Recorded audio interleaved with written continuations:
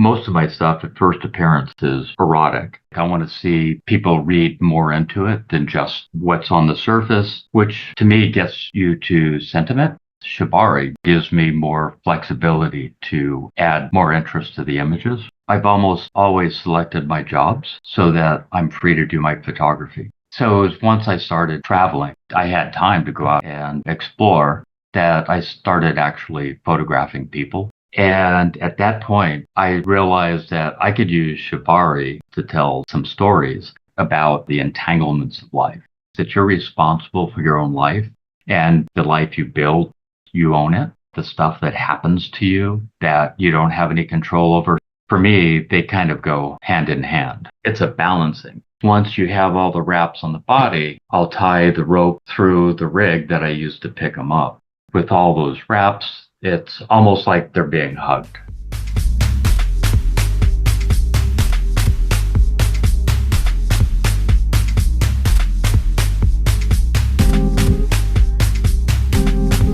Welcome to Angel City Culture Quest, where art, social justice, and the environment meet in Los Angeles.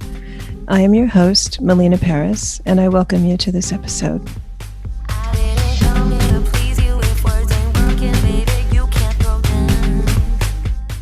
Hello, everybody, and welcome to Angel City Culture Quest. Today, we are having a very interesting conversation with artist Reidar Schopp. Hi, Reidar. How are you today? I'm doing excellent. And you? Good, good. I'm so glad to have you here today. Oh, pleasure to be here. I'm going to read a little bit about artist, photographer, Reidar, and tell you a little bit about his bio and history, and then we're going to get started. Reidar's goal is to create stories that elicit an emotional attraction or repulsion. Images that appear specific to the viewers, but for each viewer, the story differs. Reidar says, I prefer invented stories on imaginary stages with flashes of surrealism and conceptualism. The joy and inspiration is not in the initial idea. Rather, it is the process of finding the models, assembling the sets, and working through a collaborative process that generates the final image to be presented to those willing to look. Reidar was introduced to photography by his mother, Jean E. Dobbs Schopp, a freelance photographer who also worked for the News Pilot.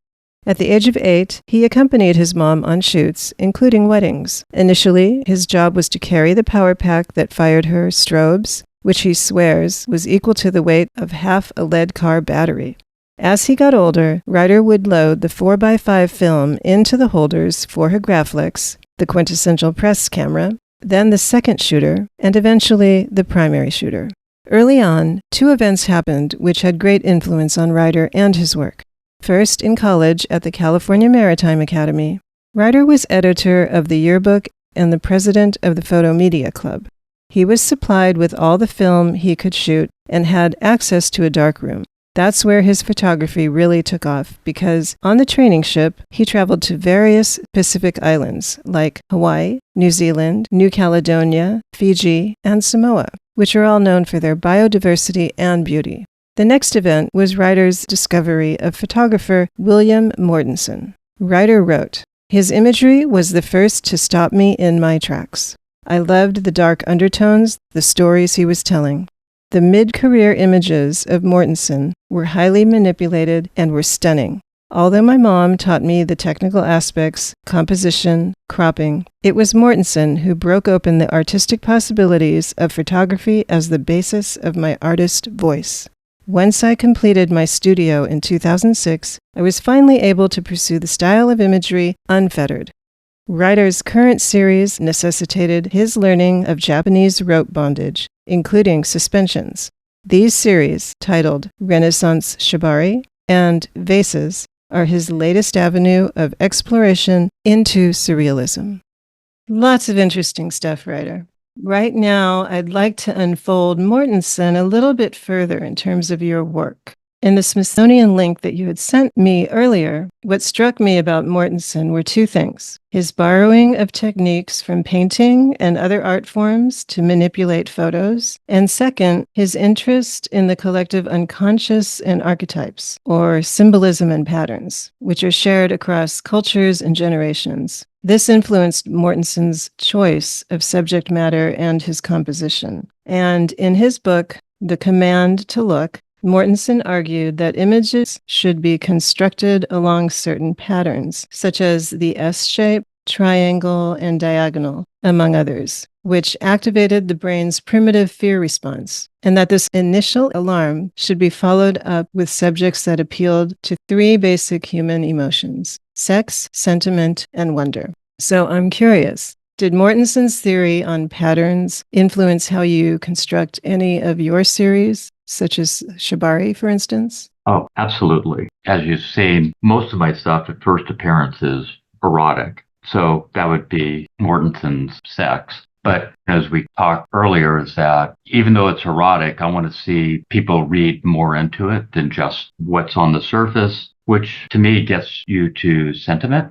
And now I'm trying to remember what the definition of wonder was, because it was different from what you'd see in the dictionary. But where he's talking about the S curve and diagonals and stuff, it actually works really well with Shibari because the ropes suspending the people are always diagonal. So the eye will lead from the body up the ropes to where the suspension is happening. And then, of course, the body placements usually are diagonal. It's actually hard to get a person perfectly flat. Whereas, let's say my box series, there's some diagonals in there, but you're constrained by the square. Shibari gives me more flexibility to add more interest to the images. Hopefully that's not too rambling. No, not at all. Not at all. So those archetypes are interesting, the symbolism and patterns, and the exhibition of your work at Collage. It was last year, but I don't remember what month it was. August, September. Oh, it was, wow, a year ago exactly. It did elicit emotion. You mentioned wonder, so it elicited wonder for sure. I did see a lot of symbolism in many of the works. I didn't always know exactly what it was, but it just seemed to me that there were things much deeper than what was presented on the surface, and you just had to gaze a little longer and contemplate. So before photographing Shibari, you had a couple different careers. First with Getty Oil Company until everyone who worked for Getty lost their jobs when Texaco bought them. Then you went into finance, which created a lull in your photography. And then in 1997, you went into financial consulting and you had clients all over the world. So at the end of the workday, you usually skipped dinner to go sightseeing with your camera. It's noteworthy that you did photography projects on every continent except for Antarctica and Africa, though you made it to Africa later on a month-long photo safari. During this time, you were photographing landscapes and some abstract work as well. Currently, your profession is as an architect for computer programming. So is your photography a serious hobby or a passion? Oh, absolutely a passion. I've almost always selected my jobs so that I'm free to do my photography. So, as you said, my photography was in a lull in the 80s because I was doing finance. I had small kids. I would get my son and daughter to do some modeling, but my son never liked it. And my daughter grew to where she just didn't want to be bothered by it anymore. Yeah.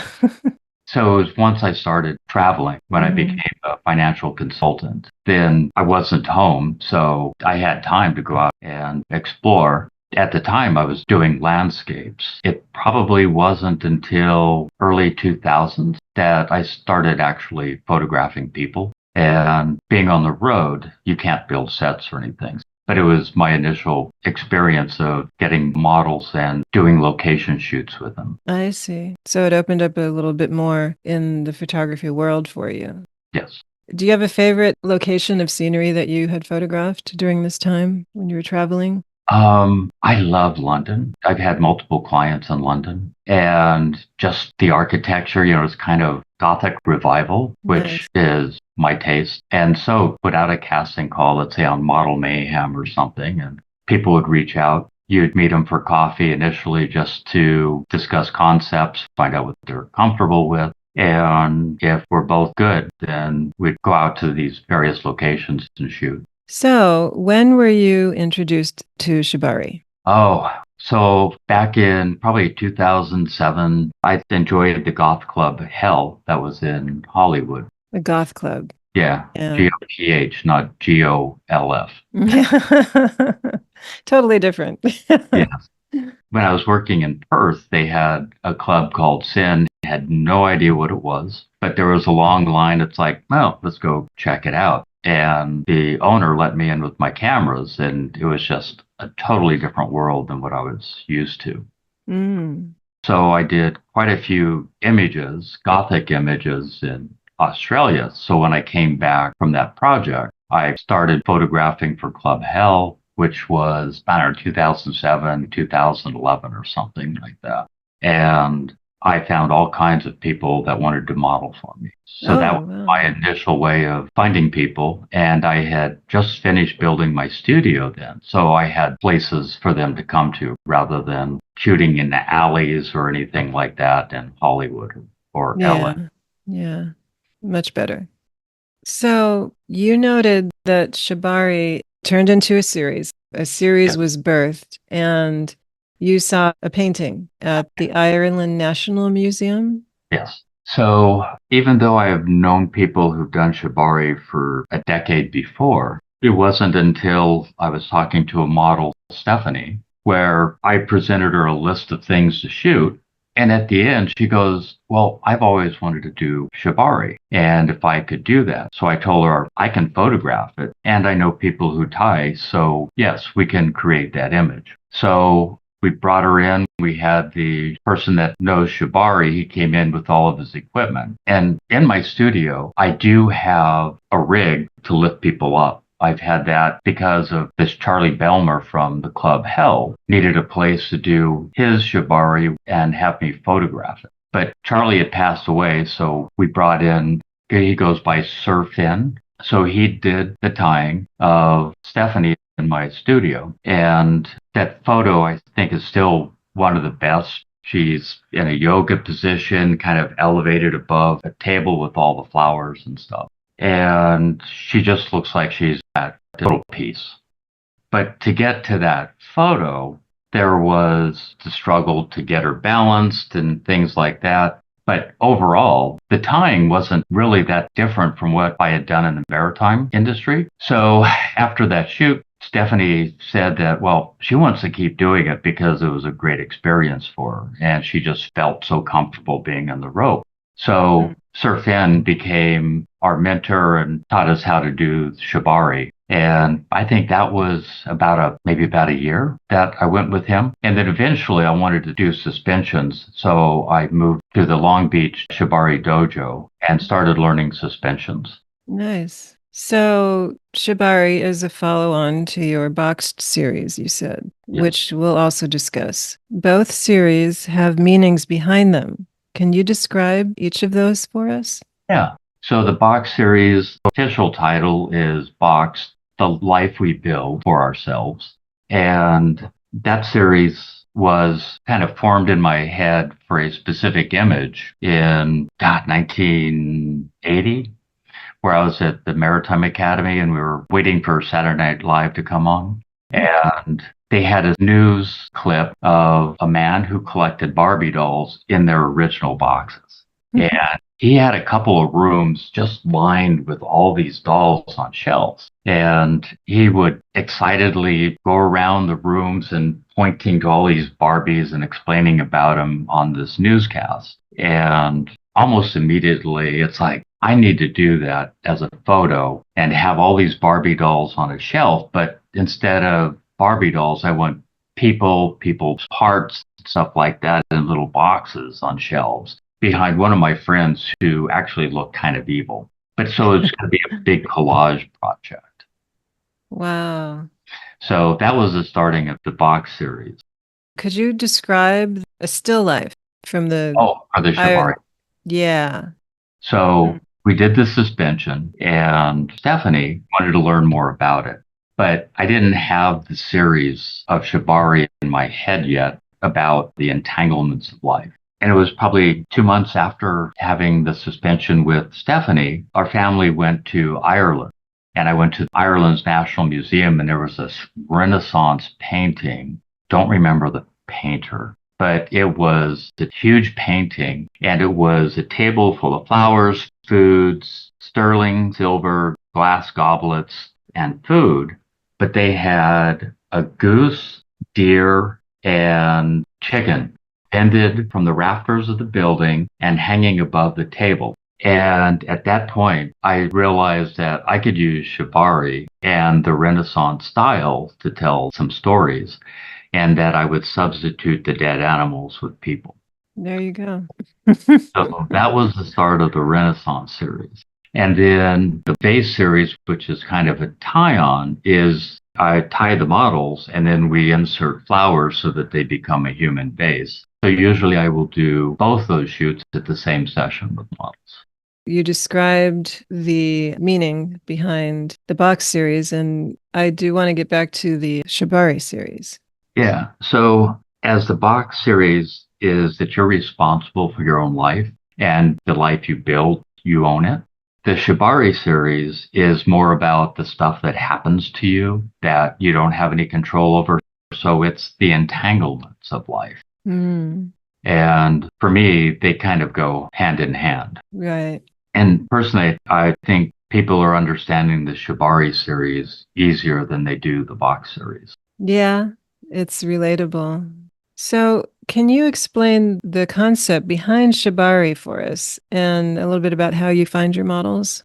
So shibari started in Japan, as far as I can understand, in the 1600s, maybe earlier, but Japan didn't have a lot of medals for stuff. So instead of creating bindings for criminals, they would tie ropes. And the interesting thing to me was the higher up in society you were, you would get more ornate bindings if you were a criminal. So if you're in the lowest caste, they just tie you however it was. But as they escalate up through your caste, they become quite elaborate. They were also tied so that if you struggled, the bindings would get tighter and tighter on you. Wow. So that's how the whole thing started. And eventually it became, and I'm not sure when, but I know at least by the 1920s, it had moved into the erotic zone. And after World War II, when the US Army was in there, they would see some of these performances and they brought it home to the US for shibari, but it became different in the US because they didn't really know all the details behind it. Although now with the interest in shibari, for example, the Long Beach Shibari Dojo, we just had a Japanese professional shibari tyer come in to do some displays and how they do it in Japan. Although my teacher in suspensions is also Japanese, so I didn't see a lot of differences to it, but probably depends on who your teacher is to where if you see significant differences or not. Yeah, that makes sense. And where do you find your models? So I used to use Model Mayhem for my casting calls, especially when I'm in foreign countries. But currently, well, at least in the US, it's almost word of mouth is how it started, or at the goth clubs. Oh, And because I was the lead photographer at some of these goth clubs, people started looking at the images that I was creating. And then it was much easier to get them to participate in the series than, let's say, conventional models. So that's why my series, most models are tattooed and things like that. And usually for goth, most people are, I think they're extroverts. yeah. So it's easy for them to come in and play in my series. I haven't been to a goth club in years, though, but I'm still in touch with most of the people. I give them what my current concept is, and then they say whether they want to join or not. And then they'll refer other people to me. And then for the shibari specifically, I get a lot of people from the Long Beach Shibari Dojo. I can't think of how many I've photographed through there.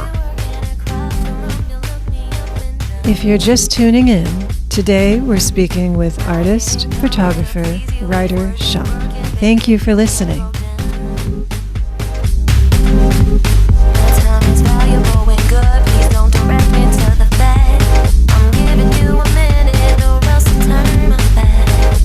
Hello, folks. This is your host, Melina Paris. As Angel City Culture Quest begins its 4th year, we are dedicated to bringing you quest-worthy inspiration. With so much to cover in the Harbor region and Los Angeles in art, books, film, music, activism, and more. It's a challenge that I'm honored to embrace. discovering and bringing you the inspired stories and works of many different artists.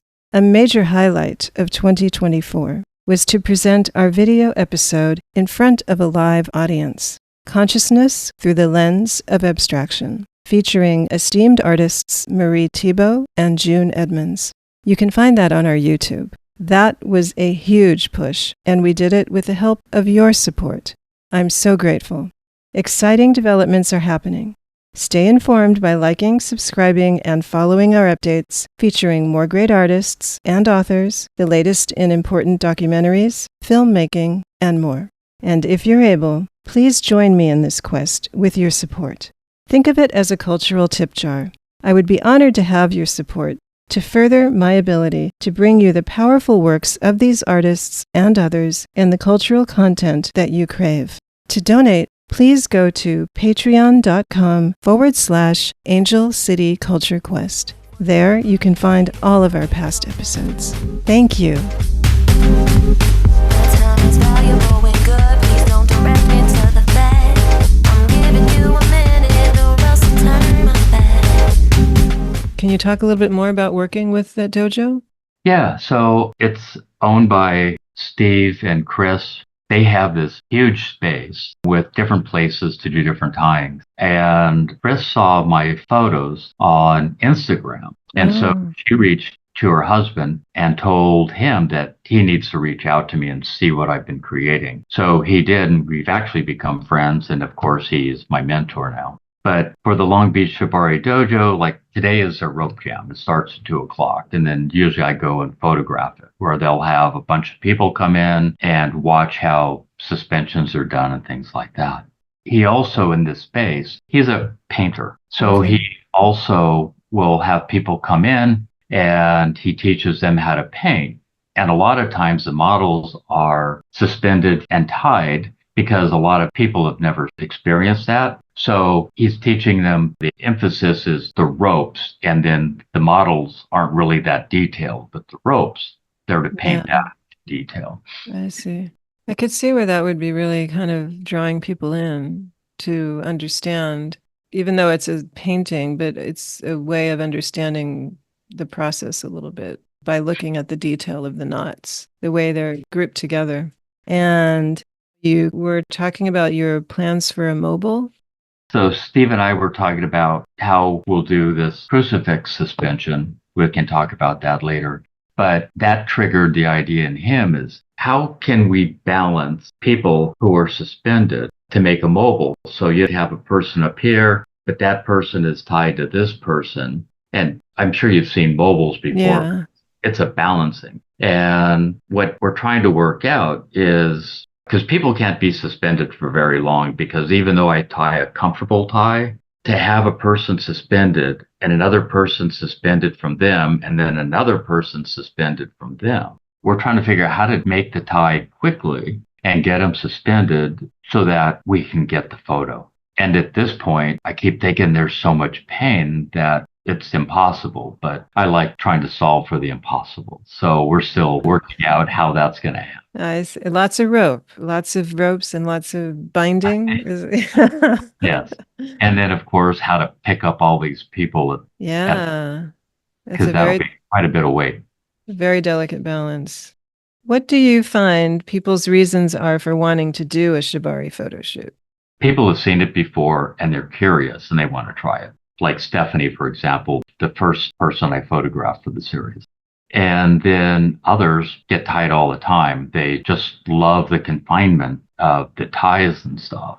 You said you make them comfortable too. Yeah, so it depends if you want an erotic tie, which tends to be more painful if a person wants that. But you can't stay in that tie for very because of pain. But because I'm photographing, I want it to be a beautiful tie, but I need them to be able to be suspended for, let's say, a half an hour. And the rig I have, I can spin people and move them into different positions. So even though they're tied and they can't necessarily move themselves, I can rotate them. I can picture it in my head, and I'm trying to get it into words, is that most of the time you'll have two chest harnesses, you'll have a hip harness, and then you tie the legs and hands. Usually it's a rope that's wrapped twice. That tends to be painful. So I'll wrap them with 8 wraps. So that way it's a wider base so that it's far more comfortable. I keep relating it to a hammock, but everybody just knows it's a single tie, but it's just a bunch of grids on the rope. But the more rope you have, the more comfortable it is. But that's not a pretty tie to tie a bunch of little diamonds all over the person. So it's usually 8 wraps, and that's enough to keep them comfortable. And then, of course, once you have all the wraps on the body, then I'll tie the rope through the rig that I use to pick them up. And with all those wraps, it's almost like they're being hugged. That's nice. I'll have to invite you in the future for one of these. Oh, that would be wonderful. Yes, I would love to see that. As I was listening to you talk earlier about the models and the goth clubs, it almost sounds like there's a culture for it. There's a culture for shibari. Yes. That's nice. Just briefly, is there a way that you would describe this culture of people that like this art? I don't know how a lot of people get introduced to it. Like I said, I was introduced to it through a goth club, but there's people that go to dungeons, and in there, people can be caged, they can be all kinds of different things. You get flogged, whipped, or what have you. But in those clubs, there's also people know how to tie as well. So a lot of the people seem to be into the BDSM scene. And again, a lot of my models will be from that. I have porn actresses that model for me. It's a wide variety. Like I said, I've had some people who've just wanted to know what it's like. So we'll do the tie and suspension. But most of the people are in the scene. So let's talk about the boxed series. So we already talked about the news segment. Yeah. So with that, it always was in the back of my mind, especially since, we're talking 1980, but I didn't actually start creating it until 2007. So it fermented for a long time. But when I got my own studio, I started playing with that series. Well, it actually wasn't supposed to even be a series. It was supposed to be a collage for one photograph. All these people and pieces of people in all these boxes on a shelf with, I'm going to say, my friend who is very thin, but he was scruff and he had this evil look. And so he was going to be the psycho killer who was the collector of all these people. And one of my model friends, she had images of herself in a gallery named Flash Alley Studio, and that was in San Pedro on Pacific. And she told me about this gallery. I had never known about it. And she also talked to the owner saying that they need to meet me and to look at the images I'm creating, since again, it was supposed to be a single collage. So I showed up with about 20 of the photos, and he was just kind of flipping through them. And the main thing is I had this nightmare photo of a woman standing up against the box, and this guy was kind of on his knees below her, but he just had this evil look. Joe looked at this, but he flipped it 90 degrees from what I had and goes, "No, you've got the wrong angle." And he goes, "This is how it has to be, where she's on her back and he's hovering over her. So it looks like he's having a nightmare." That collage, it was the one that he had. There was 4 of them. So when he saw that, he goes, "I want this as a series. Don't do the collage, and bring me a bunch more of these things." And then he gave me a solo exhibition in like December and January, starting in 2010. So that was the first time the box series was displayed. And it was Joe and his partner, Sid, who actually wrote the artist statement because they didn't like how I wrote it. And Sid was a huge fan of Shakespeare's sonnets. So it was quite interesting on how he wrote it. And I wish I still had a copy of it. I have no idea what happened to it. Oh, I hope it pops up one day. Yeah. But yeah, he used words for the guy in San Francisco of he was gesticulating around the room. And it's like, what the hell is gesticulating? So I had to go look it up. And all right, people's vocabulary is probably better than mine, but it was quite a piece of artwork that he did in language that I could have never done. Pulling it all together. Yes. So you had the exhibit at Collage last year, and it included mostly work from your boxed series with a bit of shibari, but also some landscapes. There was a lot of great reactions from that exhibit. Everybody was really surprised and in wonder, I think. Yeah. Some of the people there have seen the box series for quite a while. but the shibari was fairly new to them. Yeah. But because the box series, I mean, it's been shown in St. Louis and other places. So I have lots of prints of that in inventory. So that's why probably more than half the show was the box series because I have the big prints of it. The shibari series, well, in the box series is so far is about 350 images. The shibari series right now is only about 3 dozen. I started it, like I said, a couple years ago. So I still have lots of concepts to pull together on that. I want to let people know we have several other series from your photography, which we're going to include a list of in our show notes for people to check out. Lastly, you have 2 projects coming up. Can you please tell us about them because they sound so unique and extremely interesting? So I'm with the Palos Verdes Art Center with a subgroup called PATA, which is Photographers and Digital Artists Group. And we did a trip to the Getty Museum a couple years ago where we went to look at a photographer who was basically confined to her bedroom. I think it was because of illness, but she was a photographer, so she was photographing the curtains, shadows, and stuff in her room. So that was the purpose of going to Getty to look at that series, but that didn't take very long to look at. So my wife, Gigi, and I were roaming to Getty, and I came across a bust that was just so different from any other bust that you'd seen. Usually the bust is glamorizing the person of whoever it is, whether it's an emperor or king or queens, whatever. This one, the guy was kind of a look, the muscles are plunging from the throat. His lips are pursed really tight, but he had a sad expression. His eyes were closed. He was very strenuous. And it's like, you don't see those kind of busts. And I was just fascinated by it. So the artist's name was Franz Xavier Messerschmidt. He was from Austria in the late 1700s. So doing research, I bought a book about him, and it seems like he was schizophrenic and he was creating all these busts, and there's over 80 of them. He didn't name them. And it was to scare away the demons. And when he would move, all of these things would come with him. And for years, he was just creating all these. In the meantime, he was doing commissions for the emperor and empress of Austria and things like that.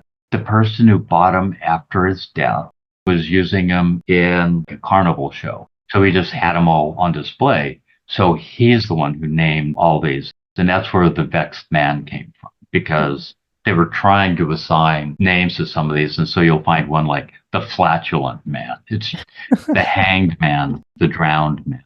So they were just coming up with names for the carnival show. He didn't consider them works of art. They're amazing. They talked about he worked with the marbles characteristics to create the wrinkles in these people's faces.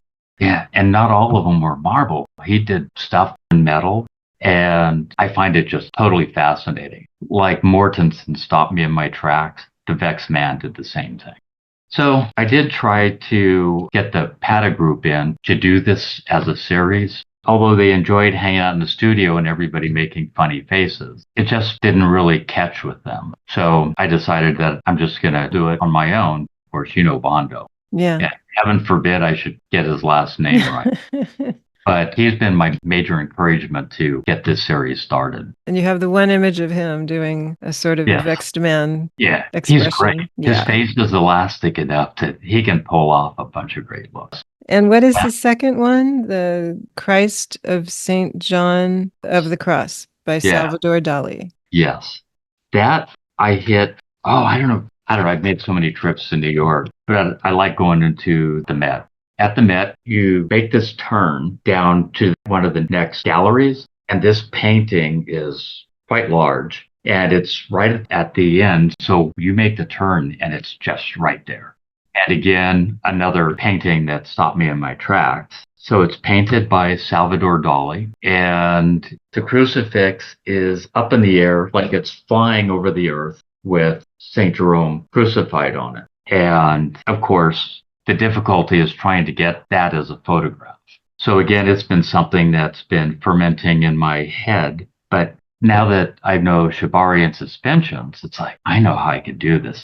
I have 2 rigs in my studio for suspensions. And well, in my house, I think you've noted the crucifixion shot that I have of a woman on the cross with tape over her mouth. Mm-hmm. So that's the cross. It's 13 feet tall. I don't know, 7 feet for the arm. So what we're going to do, and of course, Long Beach Shibari Dojo. So Chris and Steve are going to assist with this. And I've already got 4 or 5 models want to be suspended on the cross while it's 10 feet in the air and it's horizontal. So we're going to tie them to the underside of the cross and then lift them 10 feet up in the air. I've got a huge airplane fan that would be behind me so that it looks like they're flying through the air, so their hair would be blowing back. That's going to be so wild. That's going to be And great. I keep thinking I might need one of those blow up mattresses at the bottom just in case. Yeah. That's a good idea.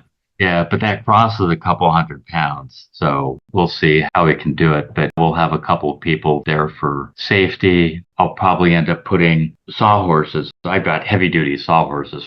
I'm restoring the house that I'm in. So make sure that it can catch each corner of the cross. So the 4 points with the air mattress below. So if anything happens, and my rigs can support over 2,000 pounds. So this should be safe, but this isn't like any other suspension where if they fall, they're only 3 feet off the ground and there's a little mat there, but nothing will fall on them. This is much more complex and risky. So you need the reinforcements and the protection for sure. Yeah, and I still have to climb to the ceiling to put the backdrop up, which is the hardest thing because you've seen how high the ceiling is. So I'll probably have to build scaffolding to get the backdrop up. To crawl over there. Wow. Yeah. Oh my goodness. A Hold on. project. Yeah, So I'm thinking I'll just do a inspiring. green screen and then just Photoshop a backdrop in, but we'll see. You It's got still- options. Yeah, it's still rolling around in my head. But models are lined up, the assistants are lined up. It's just the last finishing touches for safety and things like that. That's great. You wanted to mention about Malaga Cove too, the outdoor exhibition there. Yeah, just wrapped up for the Malaga Cove Library.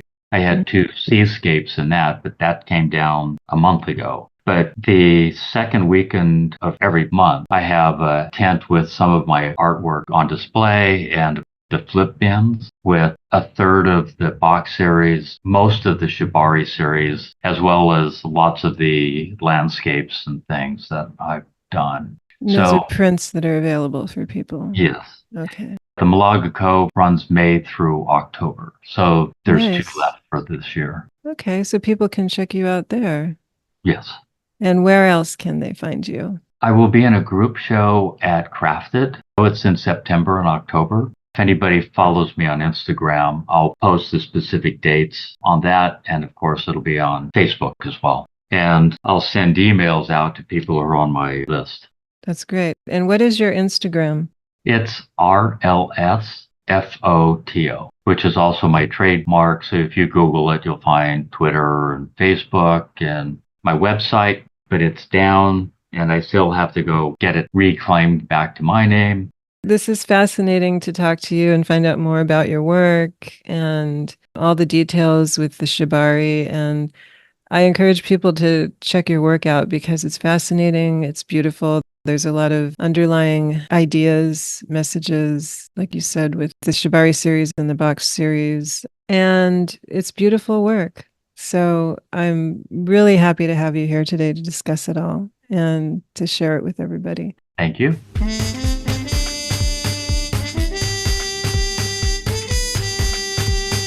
Thank you for listening. If you enjoyed the show, please rate and recommend on iTunes, Spotify, or wherever you get your podcasts.